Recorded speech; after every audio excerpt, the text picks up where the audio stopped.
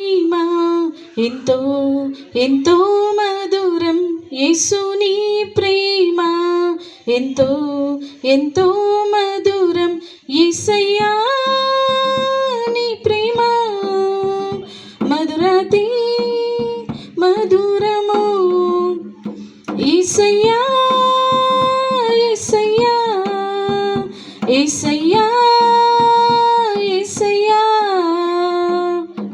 నీ ప్రేమ ఎంతో ఎంతో మధురం, యేసుని ప్రేమ ఎంతో ఎంతో మధురం.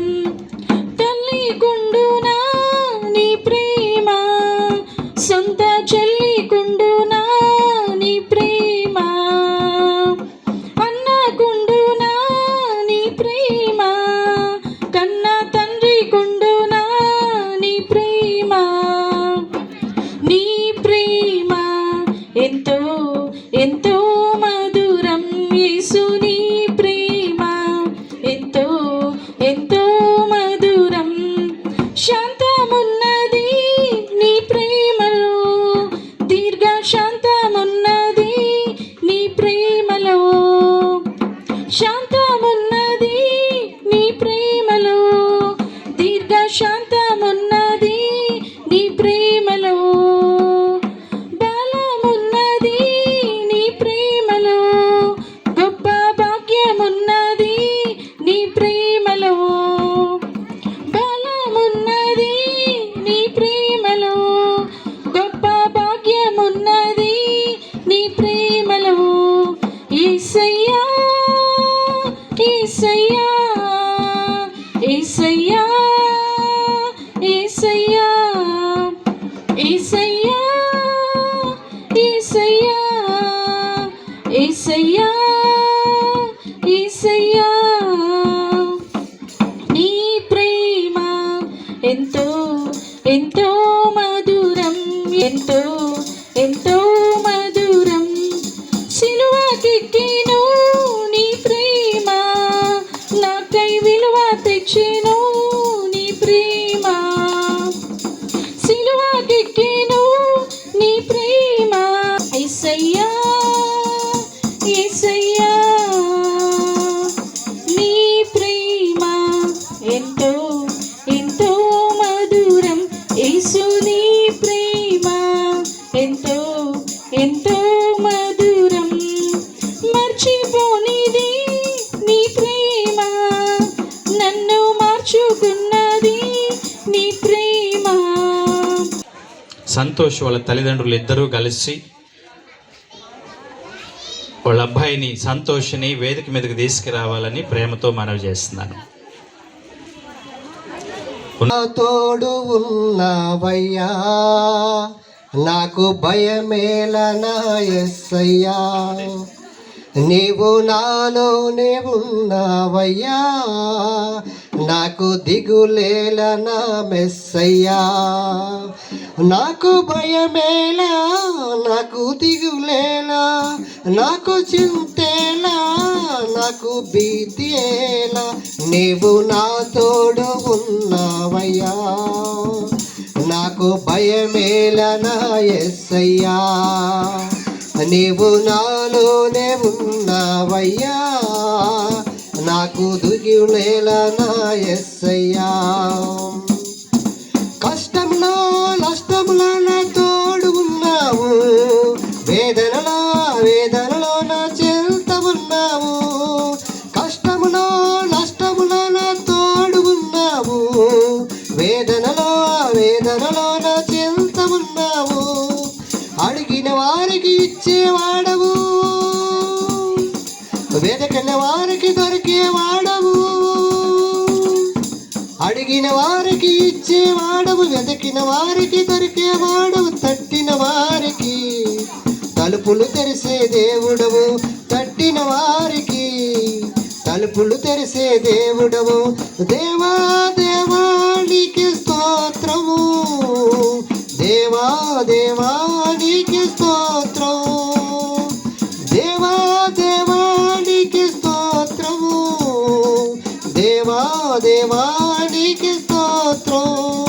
నీవు నా తోడు ఉన్నావయ్యా, నాకు భయమేలా నా యేసయ్యా. నీవు నాలోనే ఉన్నావయ్యా, నాకు దిగులేలా నా మెస్సయ్యా. నాకు భయమేలా, నాకు దిగులేలా, నాకు సింతేలా, నాకు భీతియేలా, నీవు నా తోడు ఉన్నావయ్యా, నాకు భయమేలా నా యేసయ్యా. వ్యాధులలో బాధలలో ఊరటనిచ్చావు, రక్షణలో సంరక్షకుడై ధైర్యం పంచావు. వ్యాధులలో బాధలలో ఊరటనిచ్చావు, రక్షణలో సంరక్షకుడై ధైర్యం పంచావు.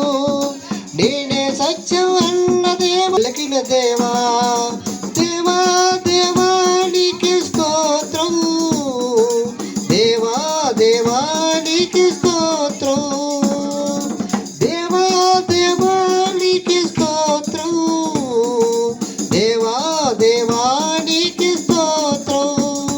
నీవు నా తోడు ఉన్నావయ్యా, నాకు భయమేలా నా యేసయ్యా. నీవు నాలోనే ఉన్నావయ్యా, నాకు దిగులేలా నా మెస్సయ్యా. నాకు భయమేలా, నాకు దిగులేలా, నాకు చింతేలా, నాకు భీతియేలా, నీవు నా తోడు ఉన్నావయ్యా, నాకు భయమేలా నా యేసయ్యా. నీవు నాలోనే ఉన్నావయ్యా, నాకు దిగులేలా నా మెస్సయ్యా. హల్లెలూయా. ముందు మీరు రండి.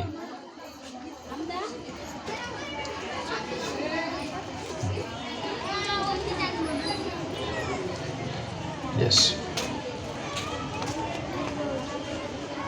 పైకి రండి అమ్మా, పైకి రండి. ఎందుకంటే పలానా వాళ్ళ అబ్బాయి అనే సంగతి సంఘానికి సమాజానికి తెలుస్తుంది. ఈవెన్ నాకు కూడా తెలుస్తుంది. నాకు మీరు తెలియదు కనుక అబ్బాయి తల్లిదండ్రులు ఎవరు అనేది. మంచిది, కూర్చోనాన్న. బైబిల్ ఉందా మరి నీకు? బైబిల్ లేదా? బైబిల్ లేదా నీకు అమ్మా? మరి తెచ్చుకోవచ్చు కదా, ఒకటి రప్పించండి, బైబిల్ ఇవ్వండి అబ్బాయికి. మంచిది, థ్యాంక్ యూ. మీ పేరు మురళీ గారు. అమ్మ మీ పేరు తల్లి? అముద. సో మురళి సహోదరులు మురళీ గారు, అలాగే సహోదరి అముద వాళ్ళ అబ్బాయి సంతోష్ ఇక్కడ వేదిక మీద నిశ్చితార్థ కార్యక్రమానికి సిద్ధంగా ఉన్నాడు. మరి ఈ సమయంలో గోపి, ఆలకుంట గోపి, అలాగే సంగీత వాళ్ళ అమ్మాయి జబరాణిని తీసుకుని వేదిక మీదకి రావాలని మనవి చేస్తున్నాను. త్వరగా రండి. విలువగురడు విలువైన రత్నాలే పొదిగిన కనులదుగో, విలువగు రత్నాలే పొదిగిన కనులదుగో, కలుషము కడిగిన కమనాల కనుదోయి విలువైన చూపసగి కనునేది తనయుండ. ఎంతో సుందరుడమ్మ తాను, నేనెంతో మురిసిపోయి నాను. ఎంతో సుందరుడమ్మ తాను, నేనెంతో మురిసిపోయినాను. ఎంతో సుందరుడ వర్ణుండు నా ప్రియుడు, అవని 10,000 అతి శ్రేష్ఠుడతడుండు. ధవళ వర్ణుడు రత్న వర్ణుండు నా ప్రియుడు, అవని 10,000 అతి శ్రేష్ఠుడతడుండు. అవని 10,000 అతి శ్రేష్ఠుడతడుండు. ఎవరు కాయనకిలలో సమరూప పురుషుండు అవలీలగా అతని గుర్తింపగలనమ్మ అవలీలగా అతని గుర్తింపగలనమ్మా ఎంతో ఎంతో సుందరుడమ్మ తాను నేనెంతో మురిసిపోయి నాను ఎంతో సుందరుడమ్మ తాను నేనెంతో మురిసిపోయినాను ఎంతో సుందరుడమ్మ తాను. దేవునికి స్తోత్రం. డబ్బుల కన్నా, బంగారము కన్నా, బట్టల కన్నా, ఆస్తుల కన్నా, మనం చేసేటువంటి ఈ లోకములో ఏ పని పాటల కన్నా ప్రాముఖ్యమైనది దేవుని వాక్యం. ఒక కుటుంబం, ఒక జీవితం కట్టబడాలన్నా, దీవించబడాలన్నా, సరిచేయబడాలన్నా వాక్యమే కావాలి మనకి. వాక్యమే మనకు పునాది. ప్రతి వ్యక్తి జీవితానికి, ప్రతి వ్యక్తి కుటుంబానికి, కాపురానికి, సంసారానికి వాక్యమే పునాది. కనుక ఆ వాక్యము లేకుండా, దేవుని మాటలు లేకుండా మనం ఏది మొదలుపెట్టినా, ఏది చేసినా అది మనకు ఆశీర్వాదం కానే కాదు. కనుక ఈ సమయంలో కొన్ని మాటలు వాక్యంలో నుండి దైవజనులు మనకు అందించడానికి సిద్ధంగా ఉన్నారు. ఈ సమయాన్ని దేవబాలనయ్య గారికి అప్పగిస్తూ ఉన్నాను. ఇది యెహోవా వలన కలిగిన కార్యము, మేమైతే అవునని కానీ కాదని కానీ చెప్పచాలము. ఇది ఏ సందర్భమున ఈ యొక్క వాక్యం రాయబడి ఉన్నదంటే, అబ్రహాము, మొదటి వచనంలో చదువుచున్నాము, అబ్రహాము బహుకాలము గడిచిన వృద్ధుడై ఉండెను, అన్ని విషయంలోనూ యెహోవా అబ్రహామును ఆశీర్వదించెను. అప్పుడు అబ్రహాము తనకు కలిగిన సమస్తమును ఏలుచుండిన తన ఇండి పెద్ద దాసుని చూచి, నీ చేయి చాపి నా తొడ క్రింద పెట్టుము, నేను ఎవరి మధ్య కాపురం ఉన్నానో ఆ గనానీయులకు కుమార్తెలను ఒకదాన్ని నా కుమార్తెకి పెండ్లి చెయ్యక నా స్వదేశమందును నా బంధువుల యొద్దను వెళ్ళి ఇస్సాకుకు నా కుమారునికి భార్యను తెచ్చినట్లు ఆకాశం యొక్క దేవుడును భూమి యొక్క దేవుడైన యెహోవా తోడని నీ చేత ప్రమాణము చేయించదును అనను. అనగా అబ్రహాము దేవుని చేత పిలువబడినటువంటి గొప్ప వ్యక్తి. అలాగే వాగ్దానపు కుమారుడు అయినటువంటి ఈసాకునకు, ఎందుకంటే అబ్రహామునకు వేరే కుమారులు కూడా ఉన్నారు, అనగా ఇష్మాయేల్ అహాగార్ ద్వారాను మరియు అరుగురు కుమారులు కెతురా ద్వారాను జన్మించినను వారి విషయాలు వ్రాయబడలేదు. కానీ వాగ్దానపు కుమారుడు అయినటువంటి ఈసాకు కార్యమును కూర్చి దేవుడు ఎందుకు వ్రాసి పెట్టి ఉన్నాడు అంటే, ఈ లోకంలో ఎందరో ఉండవచ్చును, కానీ దేవుని యొక్క దృష్టిలో ఆయన రక్తం చేత కడుగబడి ఆయన చేత విమోచింపబడినటువంటి తన బిడ్డలను కూర్చున్నటువంటి కార్యమే దేవుని యొక్క దృష్టిలో చాలా ప్రాముఖ్యం. అదే యొక్క కార్యం సూచిస్తున్నది. ఎందుకంటే అబ్రహామునకు వేరే కుమారులు కూడా ఉన్నారు, కానీ వారిని కూర్చి ఇంతగా వ్రాయబడలేదు. ఎందుకంటే ఈ సందర్భంన విశేషంగా ఈ యొక్క అధ్యాయంలో ఉండేటువంటి కార్యమే వివరించెదరు. కావున నా ప్రియమైనటువంటి దేవచనమా, ఈ సందర్భమున వచ్చినటువంటి మీ అందరికీ మా యొక్క కోరిక ఏంటంటే, ఒక దినం రానే ఉన్నది. ఆ దినం అనున్నది దేవుని యొక్క సన్నిధానంలో, అనగా తెల్ల సింహాసనంలో ఎదుట నిలవబడవలసినటువంటి దినం ఒకటి ఉన్నది. కావున జీవ గ్రంథమందు పేరు రాయబడినటువంటి ప్రతి ఒక్కరు కూడా దేవుని యొక్క బిడ్డలుగా ఉండేదారు. అందులో రాయబడని పక్షమున వారందరూ కూడా ఏమైపోదురు, నరక అగ్ని గుండంలో. ఎందుకంటే వచ్చినటువంటి సందర్భం అన్నది సంతోషమైనటువంటి సందర్భమైనా కూడా, విశేషంగా ఏ సందర్భంలోనైనాను దేవుని యొక్క సువార్తను ప్రకటించడం అన్నది దేవుని యొక్క సేవకులు అయినటువంటి మా యొక్క బాధ్యత. ఎందుకంటే ఈ యొక్క కార్యం ఇప్పుడు చెప్పవలసి ఉన్నది. ఈసాకును కూర్చి మాత్రమే దేవుడు ఈ యొక్క అధ్యాయంలో రాసి ఉన్నాడు. అలాగే ఎక్కడ వెళ్ళి తన యొక్క కుమారునికి కుమార్తెను అనగా భార్యను ఏర్పరచుకోవాలంటున్నాడు అంటే నా స్వదేశమునందు నా బంధువులు యొద్ద అంటున్నాడు. కావున నా ప్రియమైనటువంటి దేవచనమా,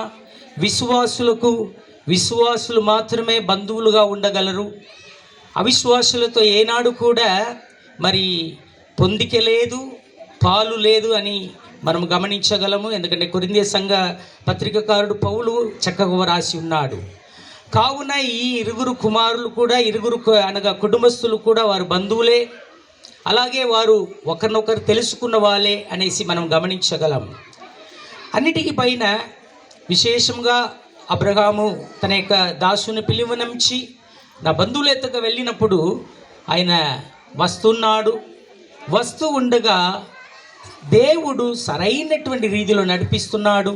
సరిగ్గా వారు వచ్చినటువంటి ఇల్లు అనున్నది లాబాన్ బెతుయేలు కుటుంబం.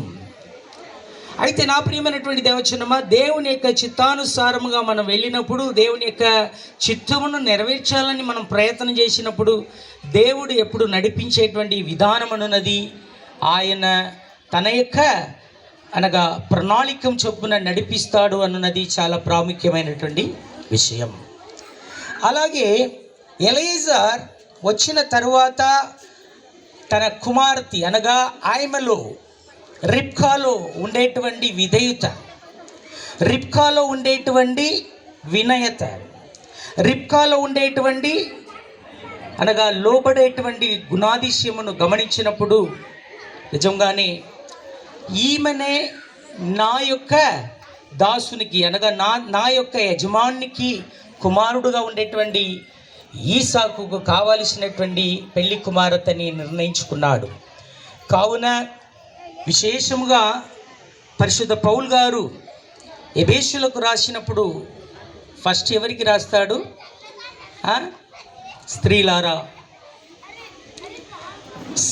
సహోదరులలో విశేషముగా కనపడవలసినటువంటి విషయం లోబడుట, విధేయత. అలాగే ఈసాకును గురించి గమనించినట్లయితే ఈ విషయమైన తర్వాత వారు తిరిగి వెళ్తారు. తిరిగి వెళ్ళేటప్పుడు అక్కడ మనం గమనిస్తున్నాము, ఆమెను తన యొక్క భార్యగా అంగీకరించి ఆమెను ప్రేమించెను అనేసి మనం గమనిస్తున్నాం. కనుక అదే ఎబేసులకు ఇప్పుడు తీయడానికి నాకు సమయం లేదు. ఎందుకంటే అదే పురుషులతో పరిశుద్ధ పౌలు గారు అంటారు, మీ సొంత భార్య అయినటువంటి వారిని మీరు ప్రేమించుడి. స్త్రీలు లోబడాలి, సహోదరులు అనగా పురుషులు ప్రేమించాలి. ఆ తత్వం ఇక్కడ కూడా కనబడును. కావున నా ప్రియమైనటువంటి దేవచనమా, రిబ్కా అలాగే ఈసాకు వారి ఇరుగురు కూడా దేవుని యొక్క ప్రణాళికలో ఉన్నారు. కాబట్టి విశేషంగా ఇక్కడ కూర్చున్నటువంటి మరి ఆ దినం వరకు మీరు విశేషంగా సిద్ధపాటు కావాలనని, అలాగే రెండు కుటుంబములు కూడా ఒకదాన్ని ఒకటి మీరు అడ్జస్ట్ చేసుకుంటూ మీరు అనగా ఒకరిని ఒకరు గ్రహించుకొనుచు ముందు సాగవలనని కోరుకొనుచున్నాము. తదుపరి ఒక్క మాట చెప్పి నేను ముగిస్తున్నాను. ఇక్కడ గమనించండి, లాబానును బెతేలును అనేటువంటి కార్యం ఏంటంటే ఇది యెహోవా వలన కలిగిన కార్యము కాబట్టి మేమైతే అవును అనియు కాదనియు చెప్పజాలము. కావున విశేషంగా ఈ కార్యం అన్నది యెహోవా వలన కార్యము అని మనం గ్రహించాలి. అలాగే దేవుని యొక్క చిత్తమునకు అప్పగిస్తాం. ప్రియమైనటువంటి దేవచనమ, మనం ఈ రీతిలో ముందు సాగేటువంటి కృప మనకు దయచేయబడును గాక. అలాగే సేవకుల చేతిలో ఈ యొక్క మైక్ని నేను అప్పగిస్తున్నాను. వారిది దేవునికి లోబడ్డారు, తల్లిదండ్రులకు లోబడ్డారు, పరిశుద్ధాత్మ దేవునికి లోబడ్డారు. చాలా ఆత్మీయంగా వారి యొక్క నిశ్చితార్థ కార్యక్రమం కానివ్వండి, వివాహ కార్యక్రమం కానీ జరిగింది. మరి ఈ సమయంలో ఇక్కడ కూర్చున్నటువంటి యవనస్తులు ఇద్దరు అగ్రిమెంట్ అని తెలుగులో ఏమంటారండి అయ్యా? చెప్పాలి. అబ్బాయి వాళ్ళ తల్లిదండ్రులు అమ్మాయి వాళ్ళ తల్లిదండ్రులకు దగ్గరకు వచ్చి మీ అమ్మాయిని మరి మాకు కోడలుగా ఇస్తారా, మనం బంధువులమే కదా, మీకు ఇష్టమైతే మా అబ్బాయికి ఇచ్చి పెళ్లి చేస్తారా అని అడిగితే వాళ్ళు కొద్దిసేపు ఆలోచన చేసి నిర్ణయం తీసుకొని మరి చెప్పడం జరిగింది, సరేనండి తప్పకుండా అని చెప్పి. దాన్నే ఒప్పందం అంటారు. ఈ ఒప్పందాన్ని అఫీషియల్గా సేవకుల మధ్య ప్రార్థనాపూర్వకంగా సంఘమైనటువంటి మీ అందరి ఎదుట ఈ నిబంధన కార్యక్రమం జరుగుతుంది. ఒక్కసారి నిబంధన జరిగిన తర్వాత, నాది అని అనిపించుకున్న తర్వాత ఇక వెనక్కి తిరగాల్సిన అవసరం లేదు. ఆమేన్. అయితే ఈ నిబంధన అయిన తర్వాత కొంత టైం పీరియడ్ ఉంటుంది, కొంత లిమిట్ ఉంటుంది, కాల వ్యవధి కొంచెం ఉంటుందన్నమాట. అప్పటి వరకు ఆగాల్సిందే సొంతం చేసుకోవడానికి. బాబు మరి మీకు ఇప్పుడు కేవలం నిశ్చితార్థం మాత్రమే జరుగుతుంది, వివాహం అయితే జరగట్లేదు, సరేనా? కనుక మరి నాకు సంతోషకరమైన విషయం మరొకటి ఏంటంటే, గోపి బ్రదరు సంగీత వాళ్ళ కుటుంబంలో ఏది జరిగినా ముందుగా నా దగ్గరికి వచ్చి మాట్లాడతారు. నాకు మరి పాస్టమ్మ గారికి నాకు దగ్గరికి వచ్చి చెప్తూ ఉంటారు, పలానా అండి మరి ఏం చేద్దామంటారు, పలానా సమస్య వచ్చింది, ఎట్లా అండి, పలానా పని చేయాలండి, ఎలాగండి, మరి ఇలాంటి కార్యక్రమం ఉంది, మీరేమంటారు అని అడగటము, తెలుసుకోవటం వాళ్ళు నేర్చుకున్నారు. అందును బట్టి నాకు చాలా సంతోషం. ఈ యొక్క నిశ్చితార్థం విషయంలో కూడా వాళ్ళు వచ్చి నన్ను అడిగితే నేను కొన్ని విషయాలు చెప్పాను. చాలా సంతోషం అండి. ఏ కుటుంబంలోనైనా శుభకార్యం జరుగుతుందంటే ముందుండి మేము ఖచ్చితంగా సంతోషంగా జరిపిస్తాము, ప్రార్థన చేస్తాం. అయితే మరి చట్టరీత్యా, చట్టపరంగా, ప్రభుత్వపరంగా కొన్ని ఆంక్షలు ఉంటాయి, కొన్ని చట్టాలు ఉంటాయి, కొన్ని మరి లిమిట్స్ ఉంటాయి. కనుక వాటన్నిటిని మీరు దృష్టిలో పెట్టుకొని ఆలోచన చేశారా అని అడిగాను. అంటే మరి వయస్సు చాలా ప్రాముఖ్యమైనది. అబ్బాయి వయసు కానీ అమ్మాయి వయసు కానీ సరైనదేనా, మరి వాళ్ళు పెళ్ళిడికి వచ్చారా లేదా, ఇవన్నీ మీరు చూసుకొని నిర్ణయాలు తీసుకోండి, అప్పుడు చాలా మంచిది అని నేను చెప్పడం జరిగింది. కనుక వాళ్ళు ఏమన్నారంటే, ఇప్పుడు కేవలము మరి అమ్మాయి వయసు దాదాపుగా పెళ్ళిళ్ళకి వచ్చిందండి, ఇంకా కొద్ది రోజులు కొంతకాలం ఆగితే సరైన సమయం వస్తుంది, కనుక అప్పటి వరకు మేము పెళ్లి చేయము, కానీ అమ్మాయి మాది అని అనిపించుకోవడానికి వాళ్ళు నిశ్చితార్థ కార్యక్రమానికి మరి ముందుకు రావడం జరిగింది. సేవకుల సమక్షంలో, సంఘం సమక్షంలో ఈ పూల పండ్ల కార్యక్రమం జరిగితే మరి సరైనటువంటి దేవునికి, వాక్యానికి లోబడి భయభక్తులు కలిగి విశ్వాసం కలిగిన వాడు. మరి ఇక్కడ ఉన్నటువంటి ఇద్దరు కూడా దేవుణ్ణి తెలుసుకునే ఉన్నారనుకుంటున్నాను. మరి బాప్తీసం తీసుకున్నారో లేదో నాకు తెలియదు. బాబు సంతోష్, రక్షించబడ్డావా నీవు? నీకు ఇంకా రక్షణ లేదు. అమ్మ జబరాని, నీకు రక్షణ పొందావా నీవు? బాప్తీసం తీసుకున్నావా? ఎస్.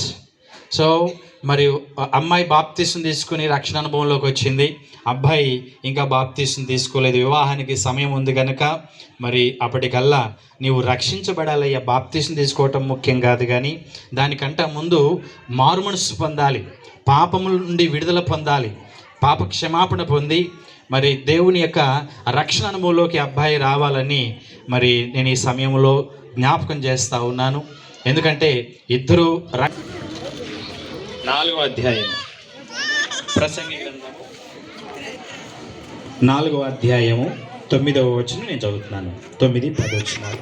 ఇద్దరి కష్టము చేత ఉభయులకు మంచి ఫలము కలుగును గనుక ఒంటిగాడే ఉండుట కంటెను ఇద్దరు కూడి ఉండుట మేలు. వారు పడిపోయినను ఒకడు తనతో వానిని లేవనెత్తును. అయితే ఒంటరిగాడు పడిపోయిన ఎడల వానికి శ్రమయే కలుగును, వాని లేవనెత్తువాడు లేకపోవును. హల్లెలూయా, ప్రైజ్ ది లార్డ్. సో మరి బైబిల్ గ్రంథములో నరుడు ఒంటరిగా ఉండటం మంచిది కాదు అని దేవుడు ఆలోచన చేసి వాని కొరకు సాటి అయిన సహాయమును సిద్ధపరిచినట్లుగా మరి కొన్ని మాటలు అయ్యగారు జ్ఞాపకం చేశారు. మరి పెళ్ళిడికి వచ్చిన తర్వాత చాలామంది బాధ్యత లేకుండా, నాకేం పెళ్ళి ఇప్పుడు వద్దు, నేను ఇంకా అమ్మ నాన్నల మీద ఆధారపడతాను అని చాలామంది అలాగే కాలం గడిపేస్తూ ఉంటారు లోకంలో. పెళ్ళిడు వచ్చిన తర్వాత పెళ్లి చేసుకోవడం అనేది దేవుని చిత్తం.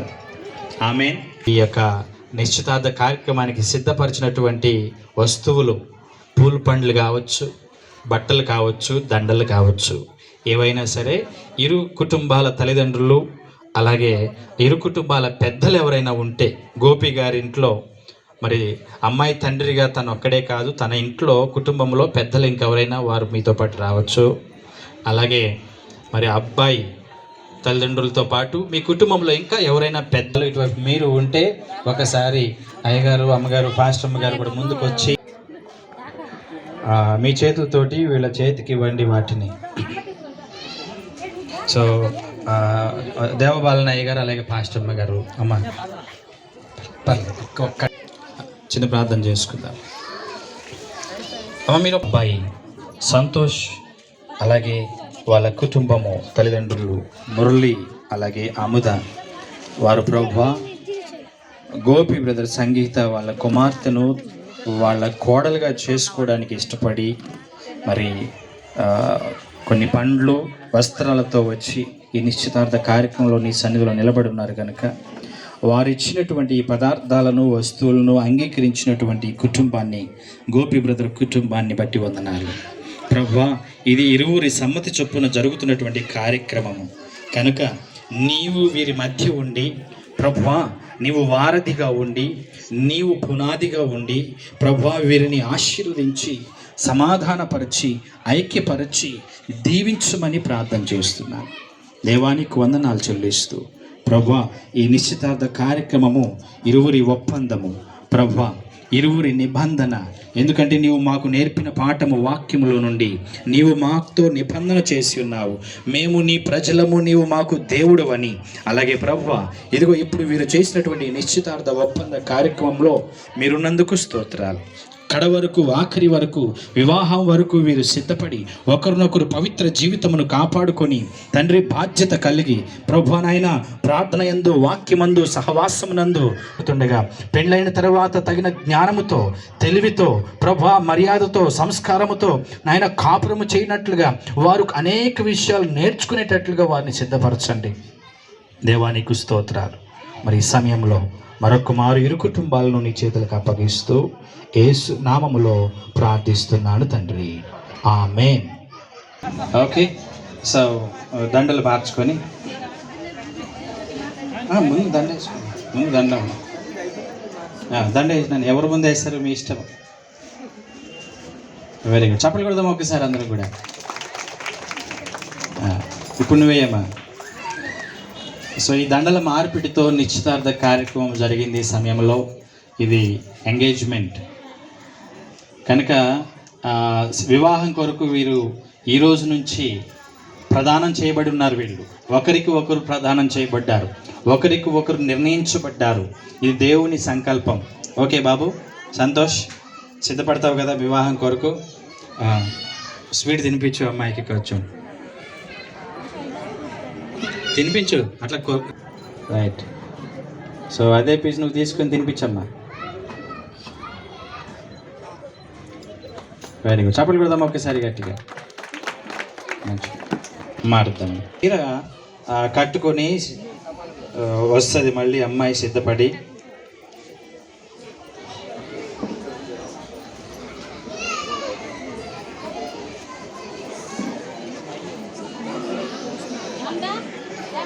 ఓకే.